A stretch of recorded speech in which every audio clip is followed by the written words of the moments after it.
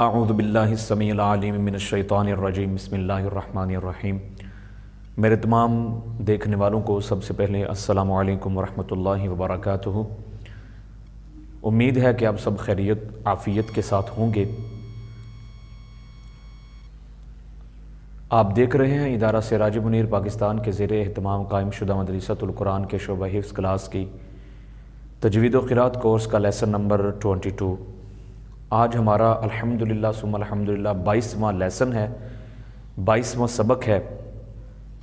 اس سے قبل ہم نے مخارج حروف کی تمام تفصیلاً جو ہے وہ گفتگو کی، پھر اس کے بعد حروف کے متعلق حرف کے متعلق جو تفصیلات تھی وہ ذکر کی، پھر اس کے بعد ہم نے صفت کی جو تفصیلات تھی وہ ذکر کی، صفت کہتے کسے ہیں، پھر اس کے بعد صفات لازمہ اور صفات عارضہ میں سب سے پہلے صفات لازمہ کی دو قسمیں، صفات لازمہ متضادہ اور صفات لازمہ غیر متضادہ، اور ان کی تمام تعریفات اور جو آپس میں ایک دوسرے کی ضد ہیں جو لازمہ متضادہ ہیں ان کی تمام تعریفات اور کن کن حروف میں پائی جاتی ہے وہ ساری تفصیلاً جو ہے وہ ہم نے ذکر کیا، گفتگو کی۔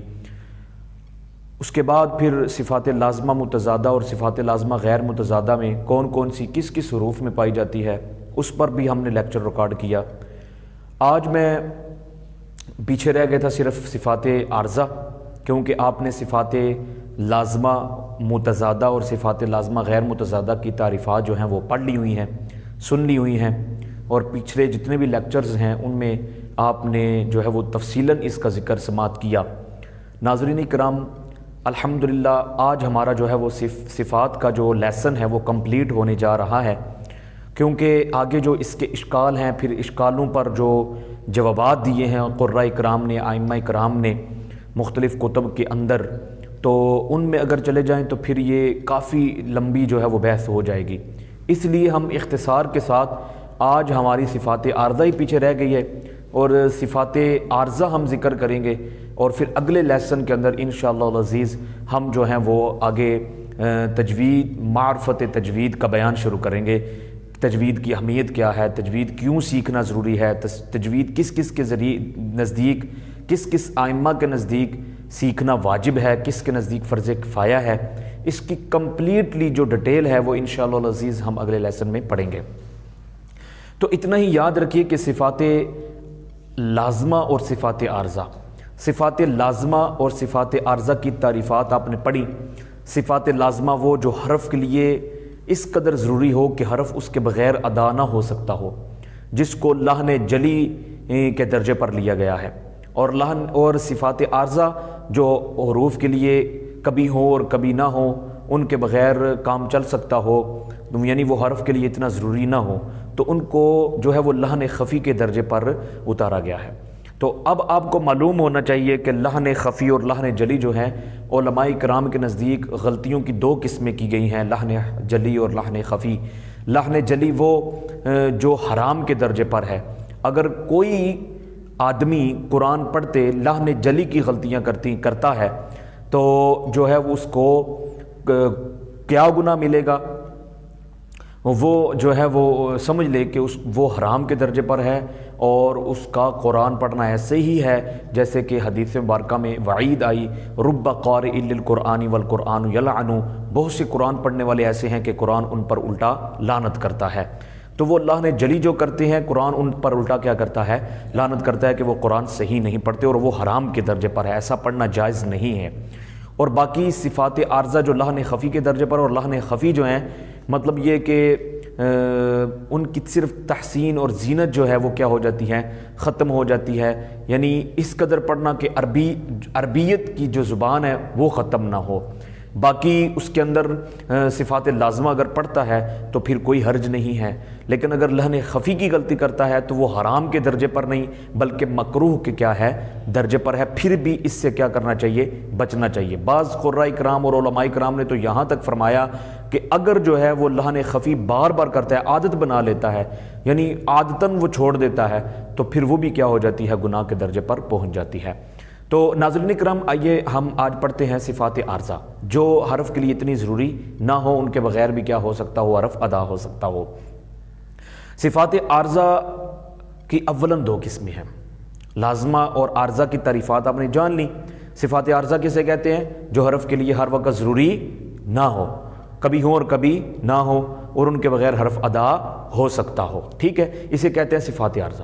اب صفات عارضہ کی دو قسمیں ہیں، ایک ہے صفات عارضہ بالصفت اور دوسری ہے صفات عارضہ بالحرف۔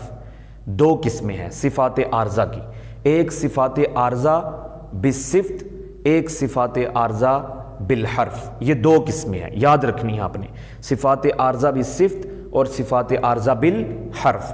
اس کو جو ہے یہ بیان کیا ہے بعض ائمہ کرام نے اپنی کتب کے اندر، تو لہٰذا صفات عارضہ بالصفت کسے کہتے ہیں؟ کہتے ہیں اگر صفات عارضہ بالصفت کا سبب صفت لازمہ میں سے کوئی ہو، یعنی جو صفات لازمہ ہیں جو حرف کے لیے ہر وقت ضروری ہوتی ہیں، ان میں سے اگر کوئی صفت عارضہ بالصفت کا کیا ہو، صفت لازمہ سبب ہو، تو اس کو کیا کہیں گے؟ صفت عارضہ بالصفت۔ صفت عارضہ بالصفت یعنی صفت عارضہ بالصفت کا سبب صفت لازمہ ہو۔ صفات عارضہ بالصفت کا سبب کیا ہو بولیے؟ صفت لازمہ۔ صفت لازمہ ہو تو پھر کیا ہوگا؟ صفت عارضہ بالصفت ہوگا، یعنی حرف کو پر پڑھنا بوجہ استعلاء، حرف کو پر پڑھنا بوجہ استعلاء۔ مثلا مرصاد، اب مرصاد میں را بھی ساکن ہے، اس سے پہلے زیر ہے، تو ہونا تو یہ چاہیے کہ را کو کیا پڑھا جائے؟ بریک، لیکن ہم را کو بریک نہیں بلکہ را کو کیا پڑھتے ہیں؟ پر پڑھتے ہیں، ٹھیک ہے۔ را کو کیوں پر پڑھیں گے؟ بس یہ ہے صفت عارضہ بالصفت۔ یہاں پر کیا پائی جا رہی ہے؟ صفت عارضہ بالصفت پائی جا رہی ہے کہ را کے ساکن اور ما قبل زیر ہونے کے باوجود اس کو موٹا پڑھیں گے، پر پڑھیں گے، کیونکہ اس میں بوجہ استعلاء۔ استعلاء اس میں کیا ہے؟ میرے صاد میں، صاد کیا ہے؟ حروف استعلاء میں سے ہے، صاد کیا ہے؟ حروف مستعلیہ میں سے ہے، تو مستعلیہ حروف حرف کی وجہ سے، حرف استعلاء صاد کی وجہ سے را کو ہم کیا کر رہے ہیں؟ پر پڑھ رہے ہیں۔ صفت عارضہ بالصفت کی سمجھ میں آ گئی؟ صفات عارضہ کی دو قسمیں ہیں، صفات عارضہ بالصفت، صفات عارضہ بالحرف۔ صفات عارضہ بالصفت کس کی کہتے ہیں؟ کہ جس کا سبب کیا ہو؟ صفت لازمہ ہو، اور صفت لازمہ جو ہر وقت حرف کے لیے کیا ہو؟ ضروری ہو، تو وہ کیا بنے گی؟ بوجہ استعلاء حرف کو کیا پڑھیں گے؟ پھر پڑھیں گے، پر پڑھیں گے۔ اس کی مثال میں نے آپ کو بتائی ہے کہ مرصاد، صاد استعلاء میں سے ہے، تو حروف استعلاء کی وجہ سے را، مرصاد، را کو پڑھنا تو بریک تھا لیکن پر پڑھ رہے ہیں، کس کی وجہ سے؟ استعلاء کی وجہ سے، صفت لازمہ کی وجہ سے۔ اب دوسری صفت ہے صفت عارضہ بالحرف، صفت عارضہ بالحرف، جیسے کہ اس کی تعریف کیا ہے؟ اس کی تعریف یہ ہے صفات عارضہ تو یہاں پر کیا ہوا؟ صفت عارضہ بالحرف کسے کہتے ہیں؟ صفت عارضہ بالحرف وہ ہوتا ہے جہاں پر صفت لازمہ سبب نہ بنے بلکہ کوئی اور حرف کیا بنے؟ سبب بنے، جیسے نون ساکن اور نون تنوین کے بعد حروف اخفاء میں سے کوئی حرف آ جائے تو وہاں پر کیا ہوگا؟ اخفاء۔ اخفاء جیسے انفسکم، انفسکم، اب نون ساکن ہے، اس کے بعد اور حرف سے مراد حروف اخفاء، حروف اخفاء میں سے اب نون ساکن کے بعد اور حرف اس کا سبب بن رہا ہے، لہذا اس میں کیا پایا جائے گا؟ اخفاء پایا جائے گا۔ تو یہ ساری ڈیٹیل آپ برکات الترتیل کے اندر کیا کر سکتے ہیں؟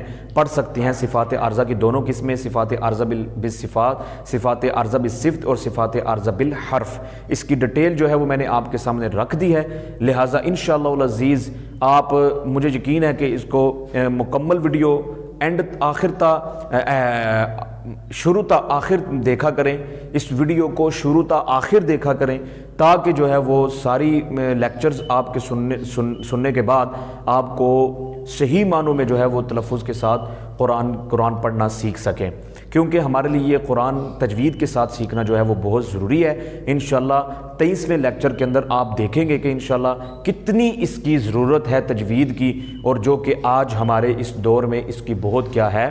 کمی پائی جا رہی ہے۔ مجھے دعاؤں میں یاد رکھیے، انشاءاللہ العزیز اگلے لیسن میں ملاقات ہوگی۔